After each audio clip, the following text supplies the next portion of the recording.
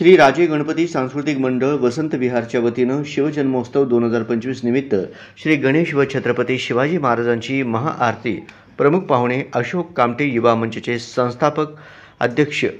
योगेश कुंदूर व एसटी महामंडळ संचालिका श्रीमती वैजयंतीताई भोसले मॅडम, विद्यार्थी सेना जिल्हा प्रमुख श्री लवजी गायकवाड यांच्या शुभ हस्ते करण्यात आले। श्री राजे गणपती सांस्कृतिक मंडळाचे संस्थापक अध्यक्ष व शिवसेना उपशहर प्रमुख सुरेश मामा जगताप यांच्या हस्ते प्रमुख पाहुण्यांचा सत्कार करण्यात आला।